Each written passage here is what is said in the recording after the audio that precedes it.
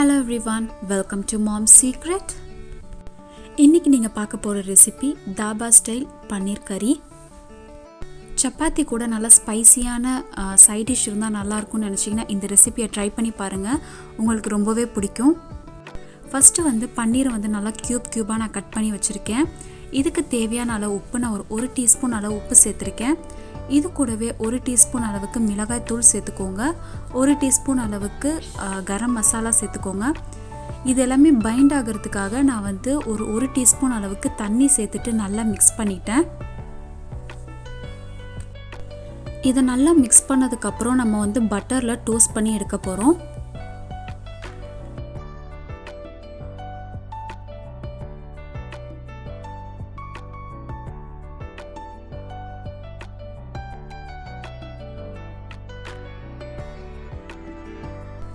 ரெண்டு table spoon அளவுக்கு நான் பட்டர் எடுத்திருக்கேன். பட்டர் நல்லா மெல்ட் ஆனதுக்கப்புறம் நம்ம மேரினேட் பண்ணி வச்சுருக்க பன்னீரை ஒன்று ஒன்றா சேர்த்து டோஸ்ட் பண்ணி எடுத்துடலாம்.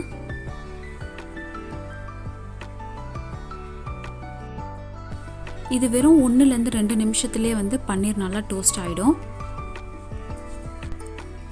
இந்த மாதிரி நீங்கள் டோஸ்ட் பண்ணி போட்டிங்கன்னா நீங்கள் சாப்பிடும் போது லைட்டாக கிறிஸ்பியாக இருக்கும்.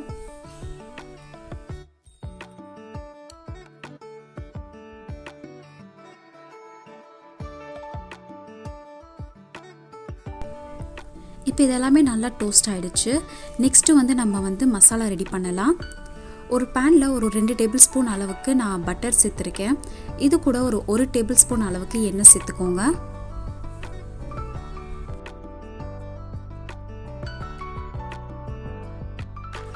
பட்டர் நல்லா சூடானதுக்கப்புறம் நான் ஒரு 2 பிரியாணி இலை சேர்த்துருக்கேன். இது கூட 1 டீஸ்பூன் அளவுக்கு சீரகம் சேர்த்துருக்கேன். ஒரு பெரிய வெங்காயம் நான் அரைச்சி பேஸ்ட் மாதிரி எடுத்திருக்கேன். இப்போ இதெல்லாத்தையும் சேர்த்து நல்லா மிக்ஸ் பண்ணிக்கோங்க. இது கூடவே 1 டேபிள் ஸ்பூன் அளவுக்கு இஞ்சி பூண்டு பேஸ்ட் சேர்த்துக்கோங்க. இஞ்சி பூண்டோட ரா ஸ்மெல், அதுக்கப்புறம் இந்த வெங்காயத்தோட ரா ஸ்மெல் போகிற வரைக்கும் நல்லா குக் பண்ணிக்கலாம்.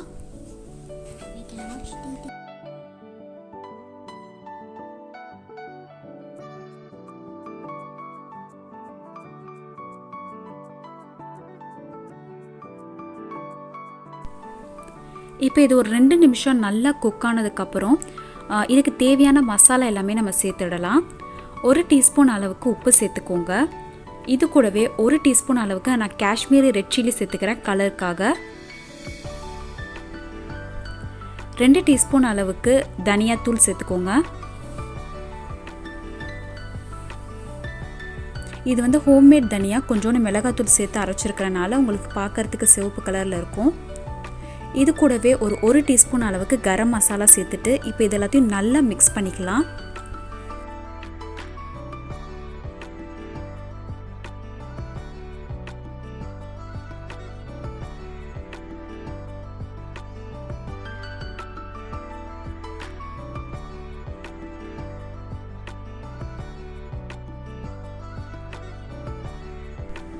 மசாலா எல்லாத்தையும் நல்லா மிக்ஸ் பண்ணதுக்கப்புறம் 2 பெரிய தக்காளி நான் அரைச்சி பியூரி மாதிரி எடுத்திருக்கேன்.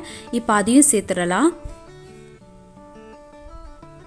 இப்போ இதெல்லாத்தையும் நல்லா மிக்ஸ் பண்ணிக்கோங்க. இப்போ இதெல்லாத்தையும் நல்லா மிக்ஸ் பண்ணதுக்கப்புறம் கடைசியாக நான் குடமிளகா சேர்த்துக்கிறேன்.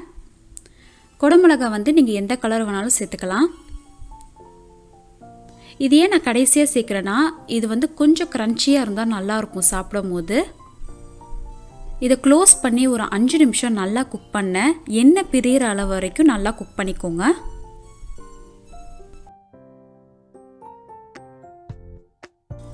வெங்காயம், தக்காளி, அதுக்கப்புறம் நம்ம சேர்த்த மசாலாயோட எல்லா ரா ஸ்மெல்லும் போயிடுச்சு. எண்ணெயும் பிரிஞ்சு வந்துருச்சு. நம்மளோட கறி ரெடி ஆயிடுச்சு. இப்போ கடைசியாக பார்த்தீங்கன்னா நம்ம குக் பண்ணி வச்சுருந்த அந்த பன்னீரையும் நம்ம சேர்த்துக்கலாம்.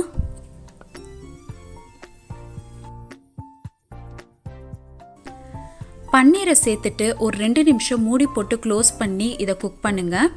உங்களுக்கு இந்த கறி கொஞ்சம் தண்ணியாக வேணும்னா நீங்கள் எக்ஸ்ட்ரா ஒரு 1/4 கப் அளவுக்கு தயிர் சேர்த்துக்கோங்க. தயிர் சேர்த்துட்டு ஒரு 2 நிமிஷம் குக் பண்ணிங்கன்னா கொஞ்சம் தண்ணியாக இருக்கும்.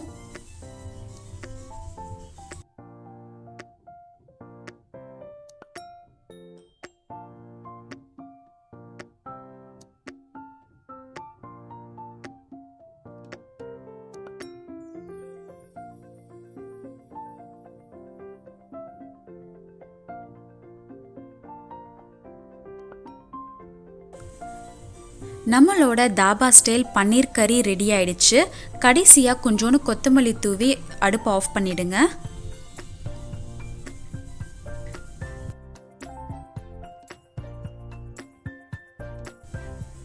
இந்த ரெசிபி பார்த்தீங்கன்னா சப்பாத்தி கூட, பூரி, நான் இந்த மாதிரி எல்லாத்து கூட சைட் டிஷ்ஷாக வச்சு சாப்பிட்லாம். ரொம்பவே நல்லாயிருக்கும்.